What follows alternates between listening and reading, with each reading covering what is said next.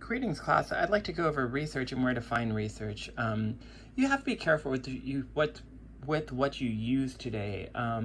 We live in the information age. It seems like it should be so easy to find research, but research is very time-consuming. It takes time, and it takes a while to find out if something's credible or not as well. There are a couple ways to find out if something's credible. One is the author's history. If somebody is a doctor and they're writing about something medical, then that gives them some credibility. It could be where it's published. Some people say if you use .gov, .edu, .com, then it is generally credible, but the question is, can you trust the government? Can you trust an organization? Okay. So I would really question everything you use, but honestly, credible sources could come from maybe time.com, maybe the Wall Street Journal. If it's your neighbor's blog, not credible, but if it's a published syndicate, that makes it more credible. Also, it could be when it was published. So if it's modern, let's say in the past 5 years, that would make it more credible than something published 50 years ago because times have changed. And also, I think one of the best ways to tell something's credible or not is to just look for congruence. So if you find a source that says something is 75% and another source says it's 75% and another source says it's 75%, that's pretty accurate. But if something goes from 75 and then somebody says it's 25%, that's a major discrepancy, and you might start questioning that. One source I wouldn't use for an academic essay would be Wikipedia. The reason why is anyone can change anything at any time. So for example, I just recently wrote this. It says Mo Joffe was my dad. I just wrote that a couple minutes ago. I don't need an account or anything. I wrote that in, and Wikipedia will take this down. It'll take it down by the end of the day. But if you're researching something and you're using that content right now, and they take it down, then your teacher or your reader won't be able to find it. Now, I'm not trying to knock Wikipedia. I think it's a pretty decent source, but I wouldn't start here. You might go down on this on the page and find out who their sources are, but I just think it's better to find better information in other places. You also want to be careful because there's a lot of fake websites. This one is called buytigers.com, and they say we're the only ones selling tigers online, etc., etc. Let's say you're writing a paper on the Tiger King for whatever reason or something like that, and you were to use this source as your site, you would get in trouble for this because it's a fake website. And if you do enough research, you could find out that it is a fake website. A guy who designs web pages, he wanted to get a lot of traffic to his page, so he created something sensational and false to get people here to say, hey, look at me, I'm good at designing websites. So it is a fake source, and our social media and the internet is flooded with fake sources today, so you really have to question what you're using. One great place to go to is our school. So from here, if I click on library, our library is very, very good. Part of your tuition actually goes to this library.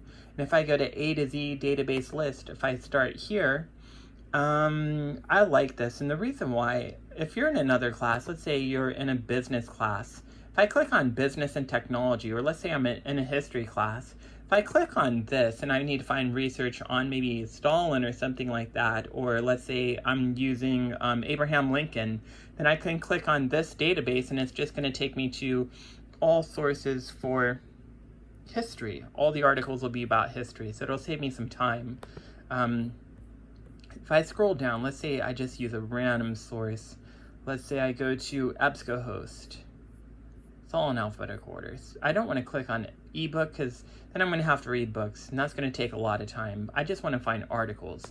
So I find an article.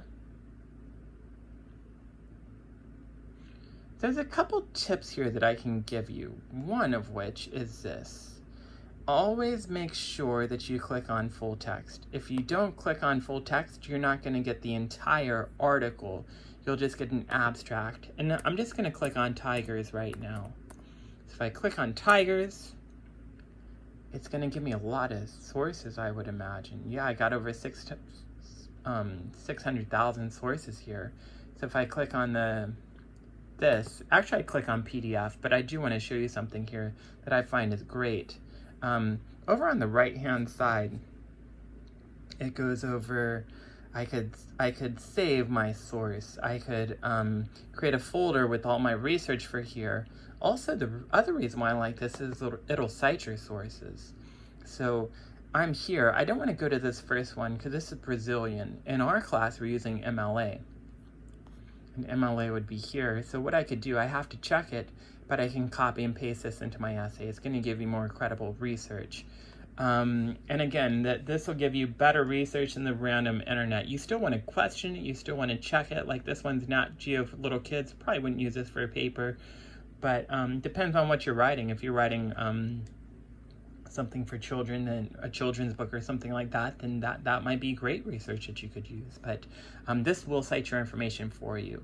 And then lastly, another decent source is Google. However, I would do this if you flip it to Google Scholar. What I'm doing is I've rejuvenated. I've created a whole new search engine, and now it's Google Scholar. If I click on this, now I'm going to get rid of all the garbage. I'm going to get rid of all the blogs and things like that. And if I click on Tigers, I can find more credible research. So this can save you a lot of time and energy. Google Scholar used to be a better source. Sometimes you have to pay for sources, which I would never do. If you want to know my opinion, where would you find research? I've started in our library. I would use it a lot. In fact, if you transfer to UCSD or San Diego State or a four-year university, they're going to require that you use databases like EBSCOhost or ProQuest or something like that. They won't let you use Google or things like that. So I would start getting more comfortable with that now. So I hope this lesson helps. Thanks for listening.